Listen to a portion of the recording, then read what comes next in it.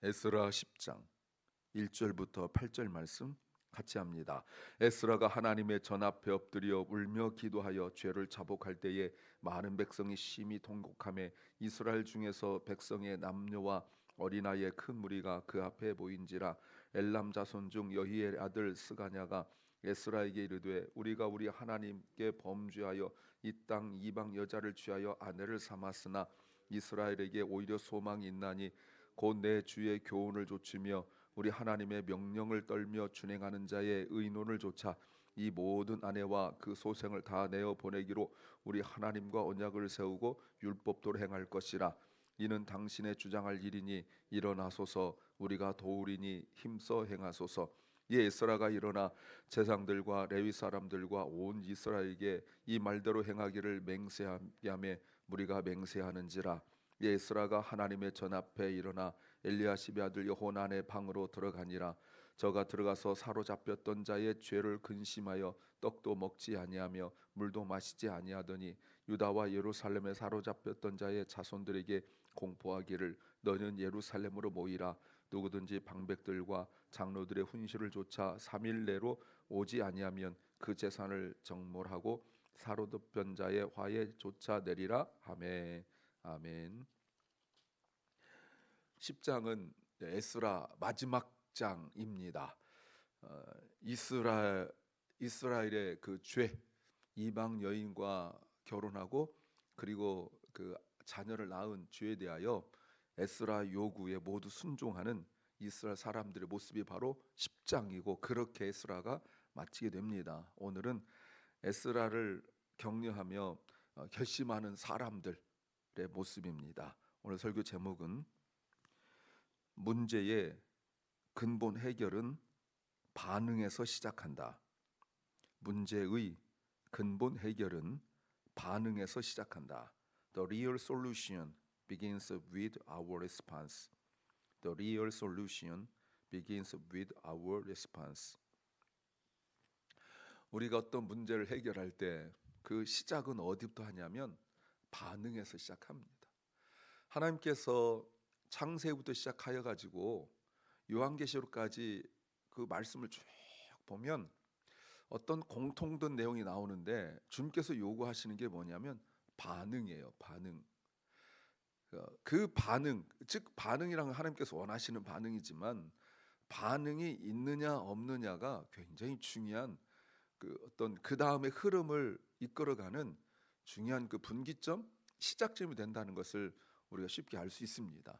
지금 뭐 차근차근 다 이렇게 볼 수도 없지만 여하튼 잠깐이라도 본다면 하나님께서 선악과를 따먹고 숨어 있는 무화과 나무 잎으로 자기들 북군들을 가리고 있는 그 아담에게 아담아 내가 어디 있느냐라고 부르시죠. 그거는 하나님께서 그의 반응을 요구하시는 거라고요. 이런 주고받는 대화. 그리고 가인도 마찬가지죠. 가인에게 분명히 하나님께서 말씀하셨어요. 너 지금 죄가 너를 삼키려고 문 앞에서 기다리고 있다. 이렇게 말씀하셨을 때 여러분 가인이 대꾸도 하지 않습니다. 아무 말도 하지 않아요. 나중에 내 동생 어디 있느냐라고 말하니까 기껏 한다는 것이 내가 내 동생을 지키는 자입니까? 이미 죽였거든요. 그러니까 반응도 제대로 된 반응이 있어야 회복되는 거 아니겠어요? 우리가 무엇을 알아야 될까요? 첫째는 먼저 함께 모여야 한다. 먼저 함께 모여야 한다. We must gather together first. We must gather together first. 에스라가 기도할 때 오늘 1절 말씀에서 기도의 반응을 보인 사람도 있었습니다. 자 보세요. 1절 에스라가 하나님의 성전 앞에서 엎드려 울며 기도하고 죄를 자복하고 있다. 지금 어제 본문부터 계속 되고 있습니다. 그럴 때 많은 백성이 모입니다. 비난하지 않습니다. 지금 뭐 하는 거냐고 하지 않습니다. 여러분 우리 어제 제가 말씀드릴 때 에스라가 지금 이 문제를 해결함에 있어서 어려웠던 거 제가 4가지를 말씀을 드렸었는데 사람들이 이미 요 근래 생긴 죄도 아니고 돌아와서 생긴 죄이기 때문에 이미 수십 년 동안 굳어져 있는 거고요. 그리고 뿐만 아니라 한두 사람도 아니고 지도자부터 백성들까지 모두 그 죄에 만연해 있는 그런 상태거든요. 근데 느닷없이 에스라가 울기 시작한단 말이죠. 얼마나 소문이 많이 났겠어요? 전국으로 소문 났어요. 오늘 모이는 거 보면 전국으로 소문 났습니다. 여러분 별말 다 나왔을 거예요. 오만 소리 다 나왔을 거예요. 그런데요, 오늘 본문에서 1절에서 여기에 반응을 보인 사람도 있습니다. 모였죠. 행동의 변화가 있었다는 거예요. 왜 그러지? 궁금하게만 여기지 않고 그래 언젠간 해결될 거야 라고 하지 않고 그들이 모였고 결단했는데, 그들이 다른 곳으로 가지 않고 기도하고 있는 에스라에게 와서 무엇을 하는지 보십시오. 와가지고 심히 통곡했다. 함께 울었다는 거예요. 예, 같은 마음이었다는 거예요. 여러분, 이게 무슨 말입니까? 이것이 울 일이었다는 겁니다. 아유 잘못했어, 이렇게 단순한 뉘우침을 들 일이 아니라 심히 통곡해야 할 일이었다는 거예요. 그러면 이 말 속에도 담긴 의미가 뭡니까? 지금까지 그러지 못했다는 거예요. 에스라가 의도적으로 성전에서 나가서 울고 있습니다. 그런데 사람들은 성전에 와서 그런 울음을 울지 않았어요. 그럼 예배 안 드렸을까요? 드렸죠. 예배를 드렸지만 제사장부터 이미 율법에서 어긋나게 살았기 때문에 그들의 죄에 대하여 이것이 죄다라고 말하지 못하고 세상이 이러니까 어쩔 수 없으니까 거기에 스스로가 타협하고 만 거죠. 자, 그런데 놀랍게도 다시 보시면 백성의 남녀와 어린아이까지라고 말하고 있습니다. 모든 연령층. 이거 얼마나 쉽지 않고 어렵죠. 어른들은 어른대로 쉽지 않고 아이들은 아이들대로 쉽지 않아요.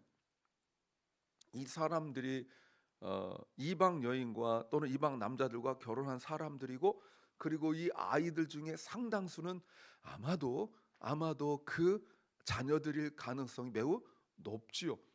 지금 와서 우는 남녀들도 이미 돌아와서 80년의 세월이 흘렀기 때문에 아마 이들 중에서도 그런 자녀들일 가능성이 높아요.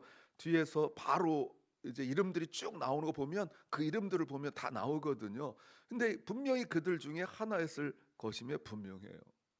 그런데도 자기들이 직접적 대상이 될 수 있는 가능성이 매우 높은데도 와서 울어요. 여러분, 이게 변화고 이게 믿음입니다. 이게 반응이에요. 우리는 어떤 일이 있으면 내가 직접적인 좋지 않은 일에 타겟이 될 것 같고 목표가 될 것 같으면 슬그머니 빠지죠. 그렇잖아요. 그래야 되잖아요. 그런데 오늘 다 모였다는 거예요. 이게 변화의 시작이에요. 이게 변화의 역사예요. 얼마나 많이 모였으면 1절에 큰 무리라고 말하고 있을까요? 얼마나 많이 모였으면 큰 무리예요. 이스라엘 사람들의 어법상 도대체 몇 명이 모여야 큰 무리입니까? 어지간하면 몇 명이라고 말합니다. 이스라엘 사람 특징이잖아요. 어지간하면 몇 명이라고 말해요. 오병이의 기적도 남자는 5천 명 딱 그러잖아요. 그런데 얼마나 많이 모였으면 큰 무리라고 그러냐는 거예요. 이들이 누굽니까? 이들이 누구예요? 9장 3절 말씀에서 내가 이 일을 듣고 속옷과 겉옷을 찢고 머리털과 수염을 뜯고 기가 막혀서 앉아서 울고 있을 때에, 막 울고 있었잖아요, 여러분. 막 울고 있을 때 여러분 여기에서 어떤 사람들이 있었냐면 믿음의 반응을 보인 사람들이 있었다는 거예요. 에스라가 하나님 앞에서 이 일을 놓고 기가 막혀 울고 손을 들고 울고 하나님 앞에 우리가 잘못했습니다, 이렇게 했습니다라고 막 울고 있을 때 사람들이 가만히 있지 않고 여러분 보세요. 우리가 이런 죄를 지었습니다, 이런 잘못했습니다 라고 막 울고 있을 때 여러분 여기에 믿음을 반응 보인 사람들이 있었다는 거예요. 말씀을 들은 사람들이죠. 먼저 말씀 앞에 기도로 함께 모이는 것이 매우 중요합니다. 두 번째는 적극적으로 결단해야 한다. 적극적으로 결단해야 한다. We must make a decisive commitment. We must make a decisive commitment. 오늘 2절에 스가냐가 나오는데 스가냐를 의도적으로 설명합니다. 엘람 자손 중 여히엘이 중이에요. 여히엘의 아들 스가냐가 에스라에게 대표로 말하되 우리가 범죄했습니다 하고 에스라가 울고 있는 그 문제를 고백을 해요. 그런데 여기서 잘 보시면 이제 명단들이 쭉 나옵니다. 오늘 본문에서 내일 본문에서 보시면 사람들이 모였을 때 16절부터 명단이 쭉 나옵니다. 이 사람들이 나오는데 여기에서 스가냐는 나오지 않아요. 스가냐는 나오지 않습니다. 그런데 26절 말씀에서 보시면 여히엘이 나와요. 아버지가 나옵니다. 본인은 아니에요. 본인은 분명히 이스라엘 여자와 결혼을 했어요. 그런데 아버지가 이방 여자와 결혼했어요. 그럼 이게 되게 애매해요, 해석이. 그러면 스가냐가 그러면 어머니가 이방 여인이냐? 그렇진 않다. 이게 이제 해석입니다. 그렇진 않다. 아마도 어머니가 세상을 떠나든지 했고 그리고 아버지가 얻은 여인이 이방 여인이었을 것이다. 뭐 이렇게 해석하기도 합니다. 여하튼 본인은 그게 아니에요. 그런데 자 여기 잘 보세요. 2절에 우리 하나님께 범죄하여 이 땅 이방 여자를 취하여 아내를 삼았다. 여러분 여기서 이방 여인을 취하여 이 말은 결혼했다는 표현이 아니에요. 집을 내줬다는 원어는 집을 내줬다는 뜻이에요. 집을 내줬어요. 의도적 표현입니다.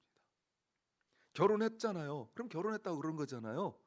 그런데 스가냐는 뭐라고 말하냐면 집을 내어주고 말았어요. 주도권이 다 넘어가고 말았어요. 누구에게요? 이방 여인에게. 죄의 내용을 정확하게 알고 있죠. 그런데 2절에서 뭐라고 말하냐면 이스라엘에게 오히려 소망이 있습니다라고 말합니다. 왜 그렇습니까? 그게 바로 3절이죠. 내 주 교훈을 따르고 우리 하나님의 명령을 떨며 준행하는 자들이 있기 때문에 그런 거예요. 그리고 이렇게 말합니다. 의논하여 이 모든 아내와 그 소생을 내어보내기로. 내어보낸다. 여러분 내어보낸단 말은 이혼한단 말이 아니에요.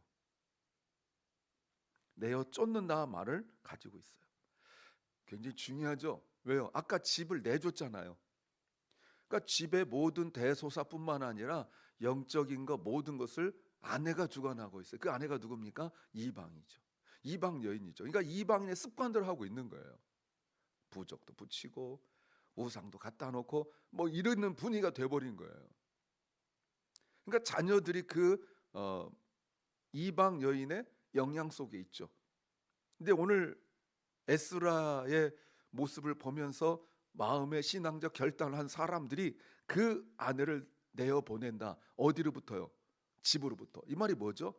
주도권을 다시 가졌다는 뜻이에요. 이 주도권이란 것은 남편과 아내가 누가 세냐 이런 주도권이 아닌 거 아시겠죠? 신앙적 주도권을 말하는 거예요. 신앙적 주도권을 다시 가져왔는데 그 결정을 위한 의논하고 일치가 되었다는 겁니다. 그러니까 자기들끼리 그런 얘기들을 이미 주고받은 거예요. 여러분 놀라운 일이죠. 적극적으로 결단하고 적극적으로 작정하고 그러는 거예요. 세 번째는 머뭇거리지 않아야 한다. 머뭇거리지 않아야 한다. We must not hesitate. We must not hesitate. 4절 이렇게 말합니다. 이는 당신의 주장한 일이니 우리가 이렇게 할 수 있었던 것은 우리의 결단, 우리의 결심, 우리의 노력이 아닙니다. 또 이렇게 하는 게 낫지 않을까라고 다수결도 아닙니다. 당신이 주장한 것입니다. 라고 넘겨요.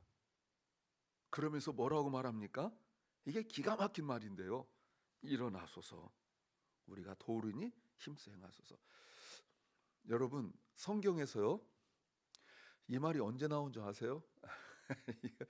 성경을 좀 이렇게 좀 총체적으로 볼 줄 알아야 되는데, 이런 말 나오면 밑줄 긋고 뭐 이러지 마요. 이게 어디 나왔나 보시라고요. 어디 나왔었어요? 예, 생각 안 나야 되죠. 놀랍게도 여호수아 1장에 나와요. 여호수아 1장에서 나와요.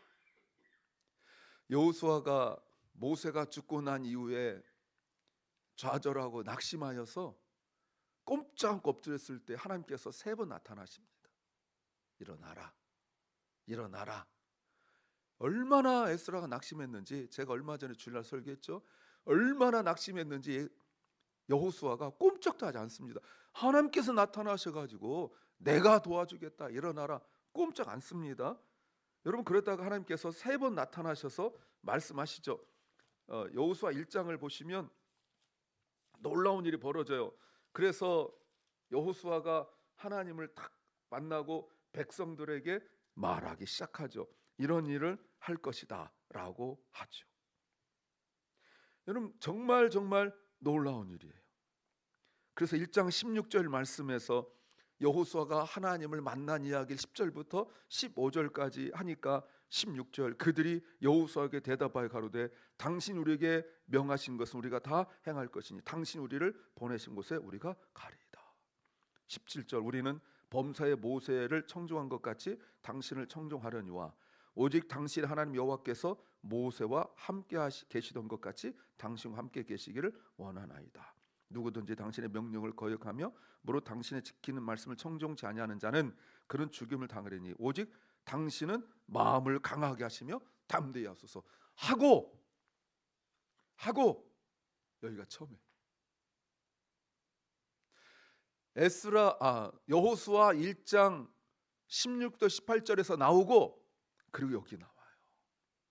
이게 얼마나 놀라운 결단인지 아시겠죠? 자, 그러면 여호수아에게 순종했던 사람들이 이뤘던 그 가나안 정복의 어마어마한 일을 우리가 기억을 한다면 에스라와 함께, 이제 성경은 에스라 이제 10장이 딱 끝나고 말아요. 그 위에 변화는 나와 있지 않아요. 그러나 어마어마한 결단과 그리고 역사가 일어났을 것이다. 무슨 말이에요?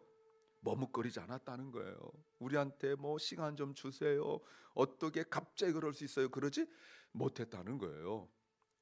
한국도 초대교회, 한국 초대교회사에 보시면 기독교가 이제 확산되면서 많은 양반들이나 이런 사람들이 예수 믿기로 작정하고 교회 왔을 때 오늘날처럼 하지 않았어요. 무조건 오라고 이러지 않았어요. 집을 딱 조사해가지고 첩을 거느리고 이렇게 있으면 결단하고 작정하고 해결하고 오라고 이렇게 했었어요. 네. 우리는 일단 다녀. 지금은 이제 물러 터져가지고 일단 다녀. 뭐 저도 그러지 않을까요? 누가 와가지고 목사님 사실 이 사람 이런 문제가 있는데 어떻게 하죠? 다니게 해야죠. 예, 그럼요. 이렇게 한다고요. 근데 얘들은 안 그랬어요. 삶의 문제 결단하고 해결하고 오라고 이렇게 얘기했어요. 예. 그런데 정말 뭐 그렇게 못한 사람도 있었으나 한국 초대교회사를 보시면 정말 많은 사람들이 그 문제, 처첫 문제, 가장 큰 문제였잖아요. 이 문제 해결하고 왔어요.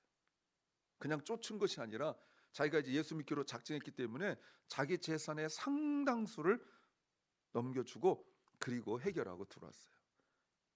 결단에 머뭇거리지 않았어요.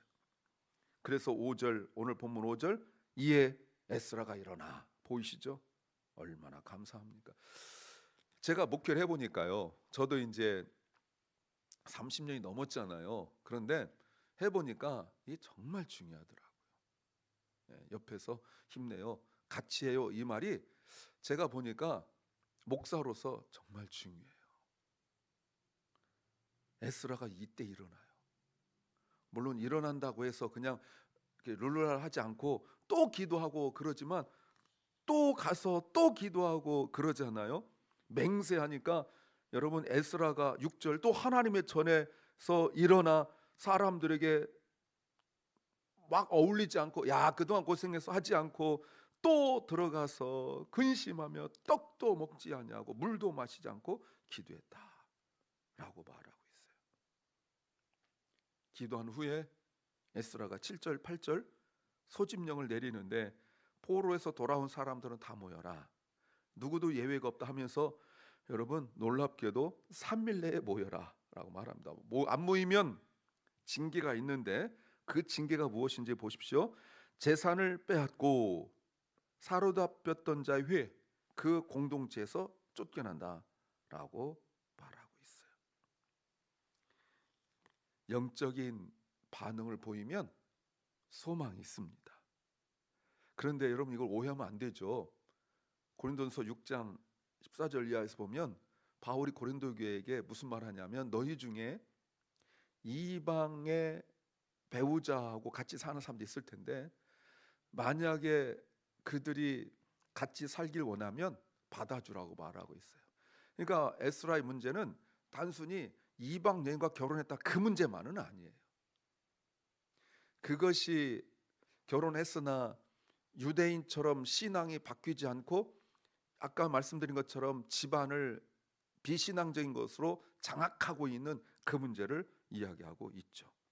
이제 내일 주일이기 때문에 새벽 설교를 못하니까 아쉬움에 잠깐 말씀드리면 이들이 다 모였는데 하필이면 그때가 우기예요.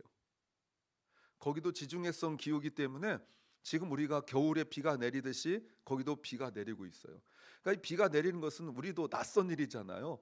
그런데 이 비에 차가운 비라고요. 거기에 비를 다 맞으면서 모였고 에스라가 말할 때 여러분 그들의 반응을 보시면 끊어버려라 라고 말하니까 12절 모인 사람들이 큰 소리로 대답하기를 여러분 보십니까? 당신의 말씀대로, 당신의 말씀대로. 이 말이 뭐예요? You are right. 당신이 옳습니다. 그런데도 반대한 사람들이 있죠? 분명히 있습니다. 반대한 사람도 있지만 여러분 그리고 16절부터 그 부끄러운 이름들을 밝혀요. 근데 제사장들도 있어요. 그리고 여러분 에스라가 이렇게 맞춰요. 어떻게 생각하십니까? 제가 며칠 전에 말씀드렸지만 정말 말씀을 가르치겠다고 결단하고 와가지고 말씀 하나도 못 가르치고 생각할 때 학교처럼 쫙 책상 펴놓고 창세기부터 시작하여서 대초에 하나님이 천지를 창조하시니라 그거 막 풀어주고 막 이럴 줄 알고 왔는데 그거는 하나도 못하고 이렇게 말았어요. 그래서 오늘 우리에게 하는 말씀은 그거예요. 에스라가 실패했냐 이 말입니다. 에스라가 실패했어요? 아니죠.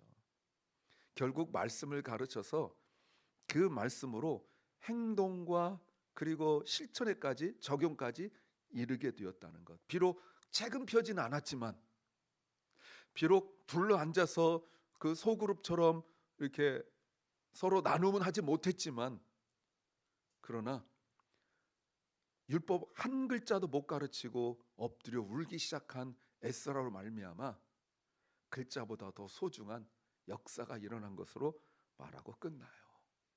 그래서 부족한 거 아닙니다. 사랑하는 여러분, 글자로만 배우는 말씀은 이제 더 이상 의미가 없어요. 말씀으로 성령으로 적용하여 삶의 열매가 있기를 소망합니다. 기도합니다. 주님, 한 사람의 엎드림으로 시작한 놀라운 신앙 개혁의 역사가 열매 맺는 것을 봅니다. 아버지 하나님, 우리가 엎드리게 하시고 우리가 주님 앞에 나의 모든 것을 내려놓고 회개하게 하옵소서. 우리 교회에 이 땅 기독교가 교회가 그리고 이 땅의 모든 하나님을 거역하는 그 죄로부터 우리가 주의 은혜로 말미암아 온전하게 해결받을 수 있도록 그리스도의 보혈을 의지하게 하여 주옵소서. 사랑 결란과 사랑 우리 자녀들이 주 앞에 엎드리게 하여 주옵소서. 육신의 질병과 마음의 질병과 삶의 곤고함과 그 고단함과 피곤함과 지친 심령들이 주님 앞에서 새 힘을 얻게 하여 주시옵소서. 오늘 하루를 우리에게 주신 주님 감사와 찬양의 하루가 되게 하옵소서. 주님을 높이게 하옵소서. 예수님 이름으로 기도하옵나이다. 아멘. 하늘에 계신 우리 아버지여, 이름이 거룩히 여김을 받으시오며 나라의 마옵시며 뜻이 하늘에서 이룬 것 같이 땅에서도 이루어지이다. 오늘날 우리에게 일용할 양식을 주옵시고 우리가 우리에게 죄 지은 자를 사하여 준 것 같이 우리 죄를 사하여 주옵시고 우리를 시험에 들게 하지 마옵시고 다만 악에서 구하옵소서. 대개 나라와 권세와 영광이 아버지께 영원히 싸움나이다. 아멘.